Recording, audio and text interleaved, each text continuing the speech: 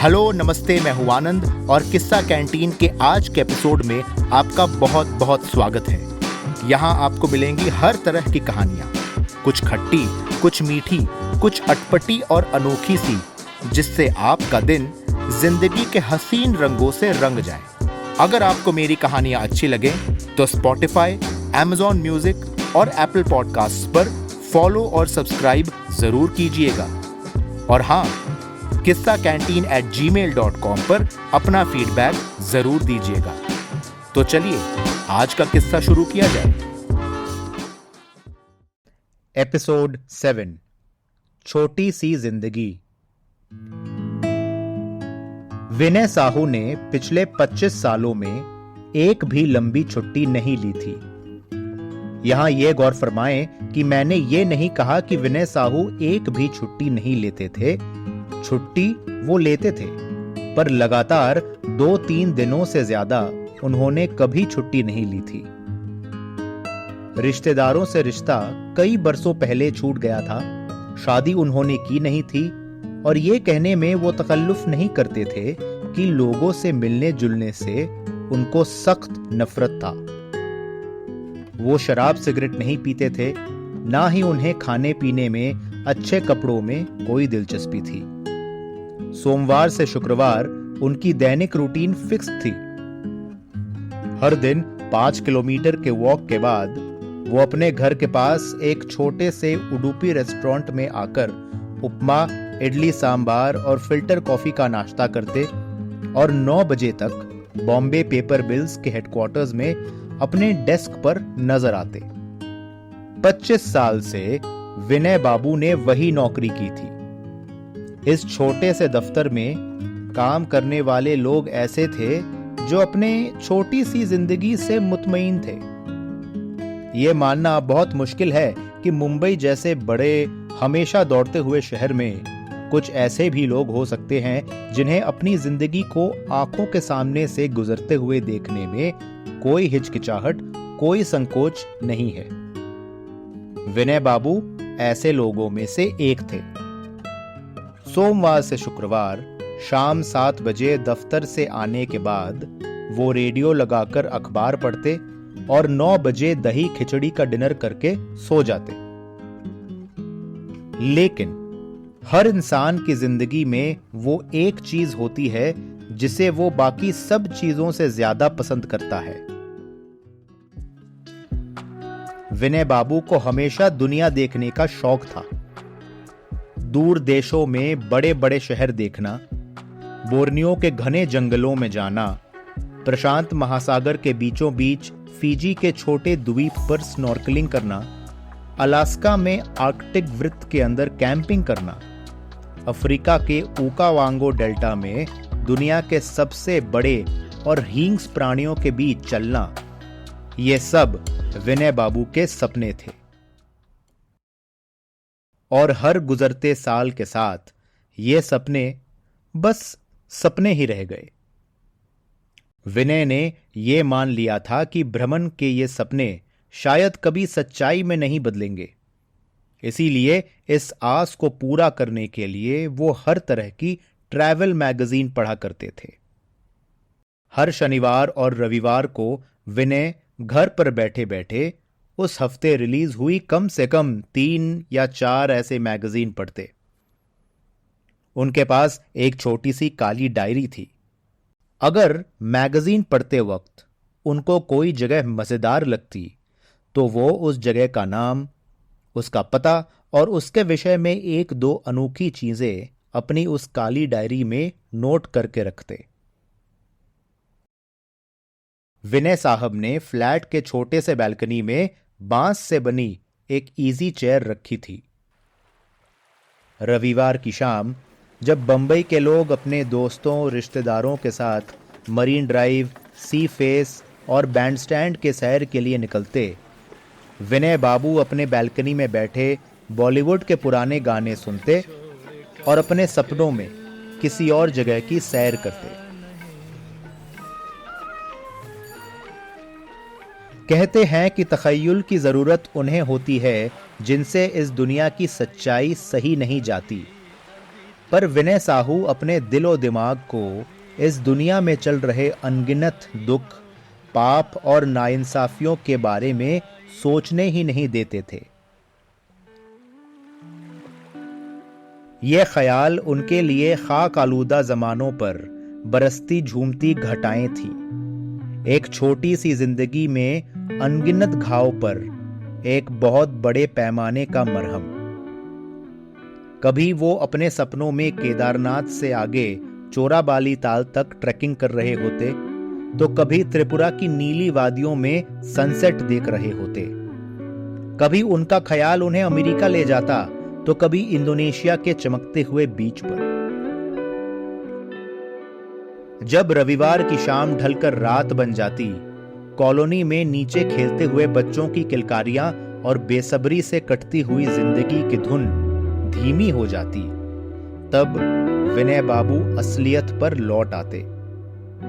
एक गहरी सांस लेते, जैसे उनके जीवन का एक बहुत बड़ा अध्याय अब खत्म हो गया है। कमजोरी के इन कुछ पलों में कभी कभी उनका दिल उनसे यह कहता कि विनय बाबू अब निकल लो, बाद में टाइम नहीं मिलने वाला। पर रात के 11 बजने तक बची कुची हिम्मत भी ऊब जाती।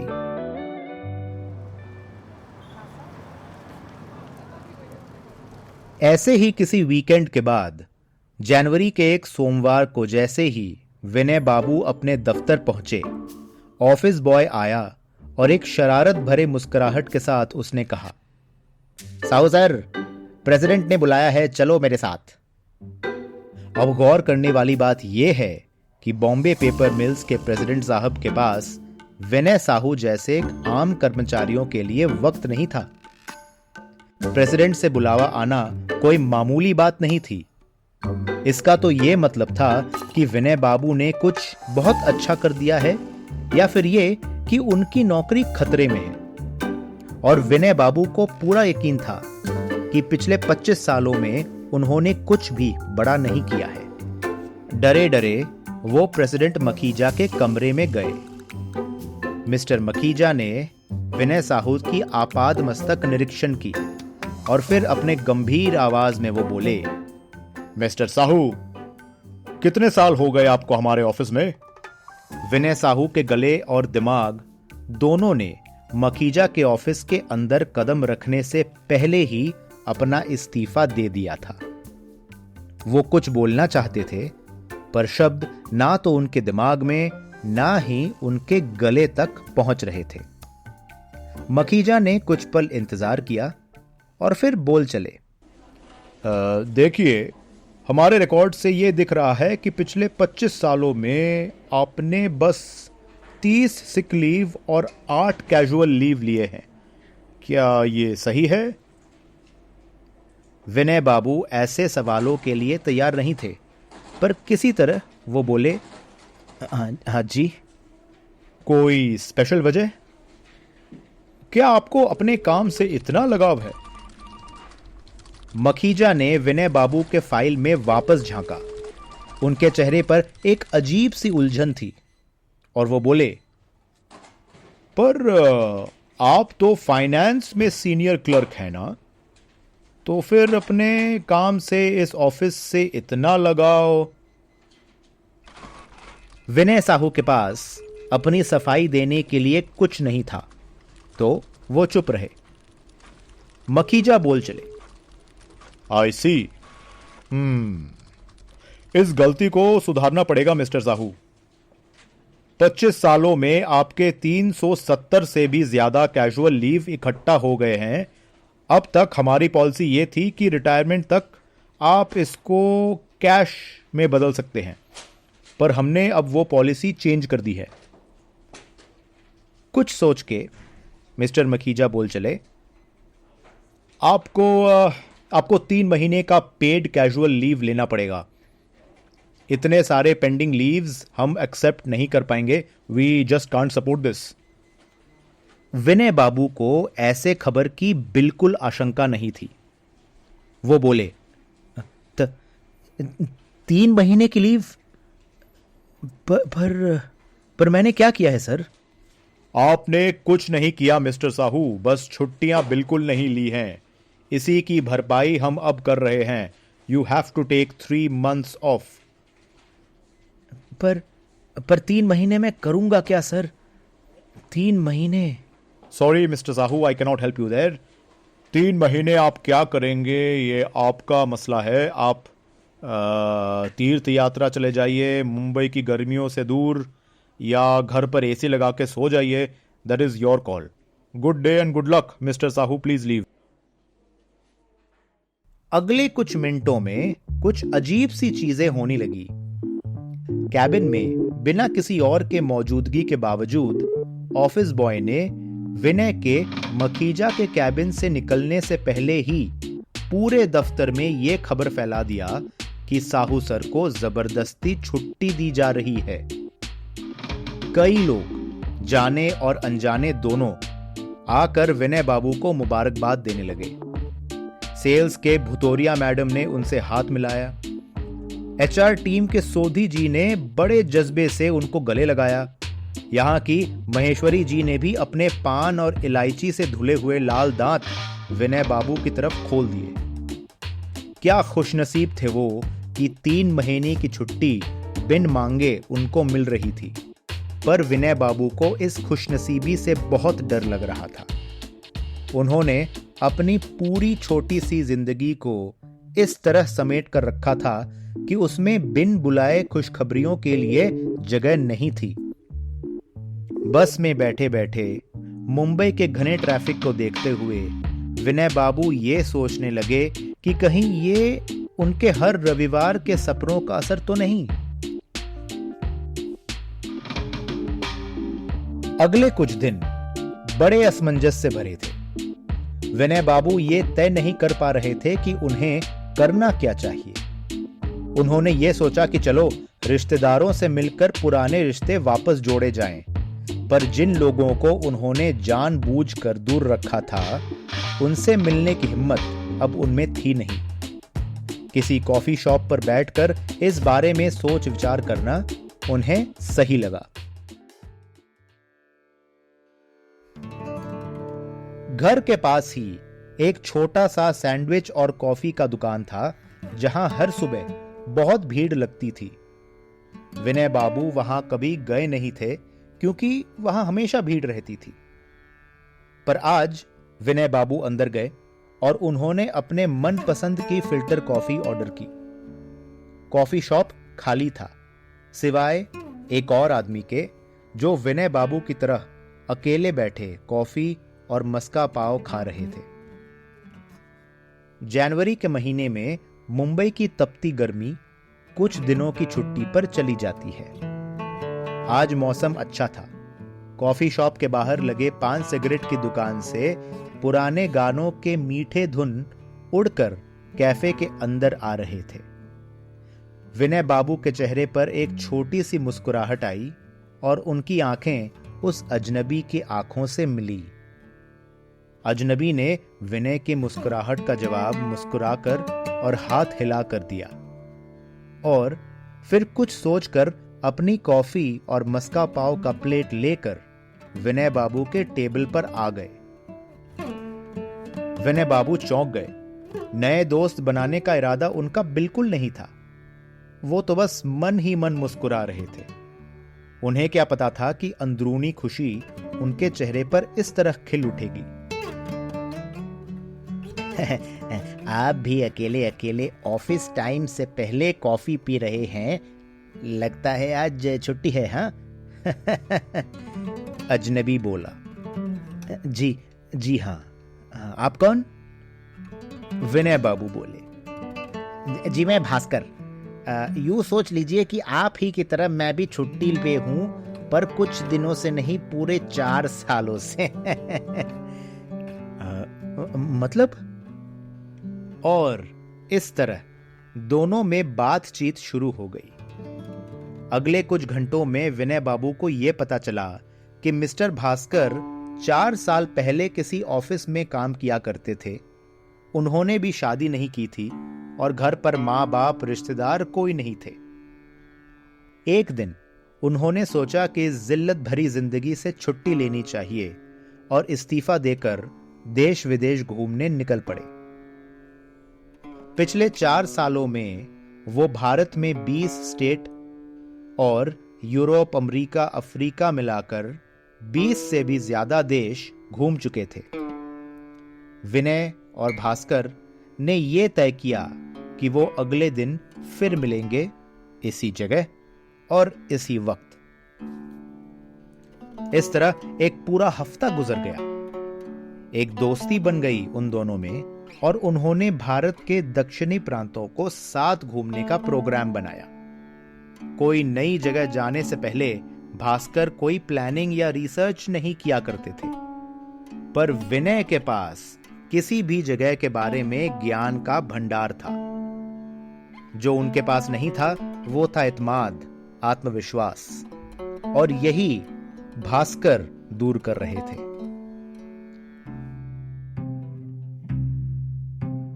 और क्या था, विनय और भास्कर की जोड़ी अपने सपनों की उड़ान भरने निकल पड़े। महाबलीपुरम के मंदिर, चेन्नई के छोटे से कस्बे, केरला के हसीन बैकवाटर्स, हम्पी के विशालकाय पुराने शहर, ये सब इन दोनों ने 2 महीनों के अंदर अंदर घूम लिया। दोनों मुसाफिर सस्ते छोटे होटलों और धर्मशालाओं में रहते, लोकल दुकानों पर खाना खाते और हर दूसरी सुबह कोई नई जगह देखने निकल पड़ते। कभी बस, कभी ट्रेन, तो कभी छोटे प्रोपेलर वाले प्लेन में चढ़कर वो हर दिन 100-100 माइल दूर चले जाते। हर नई जगह पहुंचकर भास्कर थोड़ा आराम और भरपेट खाना पसंद करता और विनय बाबू उस जगह का कोना कोना छाप लेते और तस्वीर खींचते। भास्कर ने विनय से बस एक शर्त रखी थी कि अगर जल्दी घूमना है और बहुत सारे नए जगह देखने हैं तो सामान कम से कम लेना पड़ेगा। अतः विनय के पास सिर्फ एक बैकपैक था जिसमें उन्होंने चुन चुनकर अपने सबसे सस्ते और टिकाऊ कपड़े, इलेक्ट्रॉनिक्स और टूथब्रश, साबुन इत्यादि रखे थे। और इन चीजों के साथ साथ वो अपनी छोटी काली डायरी भी ले आए थे। डायरी के हजारों जगह की फहरिस्त में जिस जिस जगह को वो देख लेते उसके आगे विनय बाबू एक छोटा सा टिक मार्क लगा देते। उसके बारे में कभी कभी वो 2-3 चीजें नोट भी कर लेते। अपने घर की ठंडी हवा, नरम बिस्तर, साफ बाथरूम से कहीं दूर आकर विनय बाबू को परेशानी तो हो रही थी, पर उनका मन जैसे दिन ब दिन और खुश हो रहा था। जिस इंसान को कुछ भी नई चीज करने से डर लगती थी, वही आदमी आज एक दोस्त के सहारे अनजान देशों में घूम रहा था। यह कोई छोटी उपलब्धि नहीं है। इस तरह 2 महीने बीत गए। आजकल विनय बाबू आईने में अपने आप को पहचान ही नहीं पाते थे। लंबे लंबे बाल, दाढ़ी, आंखों के आसपास कालिख और होठों पर एक हमेशा टिकी रहने वाली मुस्कुराहट। ये विनय एक नया विनय था जिसने अपनी छोटी सी जिंदगी के बाहर थोड़ी सी दुनिया देख ली थी। दूर देशों में मैगजीन के पन्नों के बाहर लोगों का जीवन, उनके तौर तरीके करीब से महसूस करने का मौका उन्हें मिला था। और धीरे धीरे वो ये भी समझ गए थे कि किसी भी मैगजीन या किताब में इतने पन्ने नहीं हो सकते कि किसी जगह और उसके लोगों की गहराइयों को दर्शा सकें। हर कस्बे में, हर जगह में उतनी ही खुशी थी जितनी उदासी। विनय बाबू को अपने छोटे से जिंदगी पर शर्म आने लगी। लोग सही कहा करते थे, बड़ा सोचना चाहिए, बड़ा करना चाहिए। शायद धीमी रफ्तार से चलने वाली जिंदगी में बहुत कुछ छूट जाता है। विनय बाबू की छुट्टी में अब बस 2 हफ्ते बचे थे। अप्रैल की शाम थी। विनय और भास्कर ने उस सुबह आम के बगीचे घूमे थे और भरपेट हापूस, रत्नागिरी और तरह तरह के आम का सेवन किया था। शाम को होटल लौटकर दोनों अपने अपने कमरे लौट गए और हाथ पांव धोकर नीचे मिलने का प्लान बनाया। चाय पीते पीते भास्कर उनसे पूछने लगे, विनय, कितने दिन बाकी हैं यार तुम्हारे लीव के? यही बस 2 हफ्ते हैं और टाइम बहुत जल्दी निकल गया नहीं? विनय ने जवाब दिया। कुछ सोचकर भास्कर बोला, छुट्टियां खत्म, स्कूल शुरू। सही कहा तुमने यार, दफ्तर पर लौटने का बिल्कुल मन नहीं कर रहा है मुझे। तो मत जाओ ना, भास्कर बोला। मैं यही कहने वाला था कि तुम्हारी इतनी छुट्टियां बची हैं, चलो और 2-3 महीने घूम लेते हैं कहीं और। रहने दो यार, दफ्तर मत जाओ। कुछ मिनटों तक दोनों दोस्त बिना कुछ बोले चाय पीते रहे। देखो, भास्कर बोल चला, घर से दूर यहाँ कैसी शांति है नहीं? कोई जिम्मेदारियां नहीं, कोई तुमसे कुछ भी उम्मीद नहीं कर रहा। मुझे इसीलिए घूमना पसंद है। विनय बाबू को कुछ अजीब सा खटका।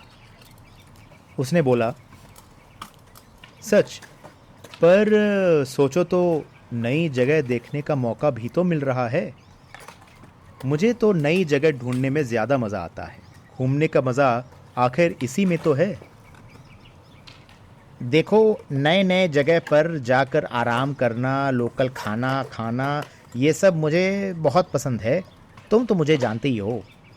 पर मुझे सबसे ज़्यादा ये पसंद है कि घर से दूर रहने का मौका मिलता है। इसीलिए तो मैं साल में बस 2 बार घर जाता हूँ, 1-1 महीने के लिए, और बाकी 10 महीने घर से बाहर, परेशानियों से बहुत बहुत दूर। विनय के दिमाग में, उनके चेहरे पर कुछ बदल सा गया। उसने बोला, तो तुम बस जिंदगी से दूर भागने के लिए घूमते हो क्या? भास्कर ने विनय की ओर थोड़ी देर देखा और कहा, एक तरह से देखा जाए तो हाँ, और अब तुम भी वही कर रहे हो भाई। क्यों ना हम साथ में ये करें? नहीं भास्कर बाबू, मैं जिंदगी से दूर भागने नहीं, उसको बड़ा करने के लिए निकला था। लगता है हम दोनों में कुछ गलत फहमी हो गई है भाई।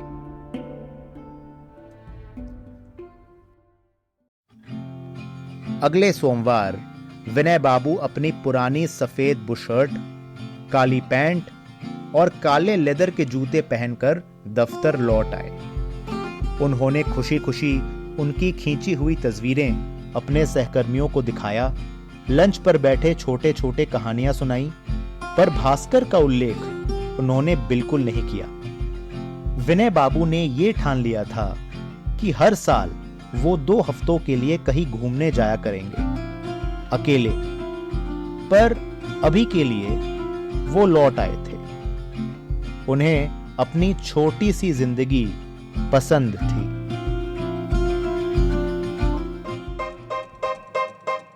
तो कैसा लगा आज का किस्सा? अगर आपको मेरी कहानी अच्छी लगे तो सब्सक्राइब और फॉलो जरूर करना और फीडबैक मुझे जरूर देना। मिलते हैं अगली बार एक नया किस्सा, एक नई कहानी लेके। This episode was written, recorded and presented entirely by me, Anandroop Datta, with original artwork by Ritika Das.